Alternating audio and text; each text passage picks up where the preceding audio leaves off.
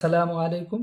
آپ کے سامنے آج ایک نیا مضمون لے کر حاضر ہوئے ہیں۔ اس مضمون کو آپ ٹھیک سے دیکھ لیجئے اور ایسے ہی آپ لکھیں گے، کیونکہ صاف لکھنا بہت ضروری ہے اور مضمون میں کیا لکھنا ہے یعنی کانٹینٹ کیسا ہو وہ بھی ضروری ہے۔ تو میرا گاؤں آج ہمارے مضمون کا یہ عنوان ہے، ہیڈنگ ہے۔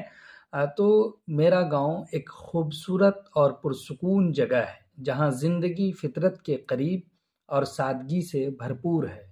یہ گاؤں کھیتوں، درختوں اور صاف ستھری ہوا سے گھرا ہوا ہے جو ہر کسی کو سکون اور تازگی فراہم کرتا ہے۔ گاؤں کی زندگی سادہ اور قدرتی ہے۔ یہاں کے لوگ محنتی اور مہمان نواز ہیں۔ زیادہ تر لوگ کھیتی باڑی کرتے ہیں اور روزمرہ کی ضروریات کے لیے ایک دوسرے پر انحصار کرتے ہیں، یعنی ایک دوسرے پر ڈیپینڈ ہوتے ہیں۔ ہر صبح کسان اپنے کھیتوں میں جاتے ہیں اور شام کو واپس آتے ہیں۔ گاؤں کے بچے کھلے میدانوں میں کھیلتے ہیں جو شہری زندگی کی تنگی سے بالکل مختلف تجربہ ہے۔ میرے گاؤں میں ایک چھوٹا سا پرائمری اسکول ہے جہاں بچے ابتدائی تعلیم حاصل کرتے ہیں۔ ایک خوبصورت مسجد بھی ہے جہاں لوگ 5 وقت کی نماز ادا کرتے ہیں۔ گاؤں کے درمیان ایک چھوٹا سا بازار بھی ہے جہاں ضروری اشیاء دستیاب ہوتی ہیں، یعنی خرید و فروخت کے لیے بازار لگائے جاتے ہیں۔ میرا گاؤں قدرتی خوبصورتی سے مالا مال ہے، یعنی بھرا ہوا ہے۔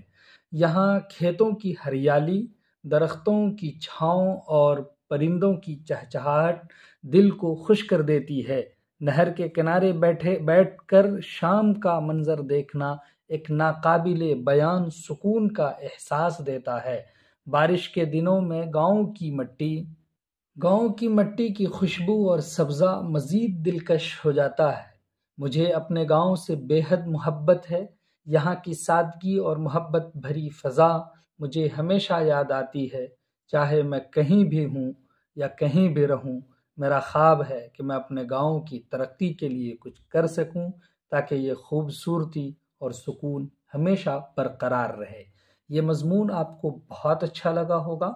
ایسے ہی آپ مضمون لکھیں گے، یا تو اس کے کانٹینٹ آپ سمجھ لیجئے یا پھر اسے یاد کر لیجئے اپنی کاپی میں لکھ کر کے۔ چلیے پھر ہم آپ کو ایک نئے مضمون سے روبرو کریں گے۔ ایسے مضمون ہم آپ کے سامنے پیش کریں گے جو آپ کے بہت کام آنے والی ہیں۔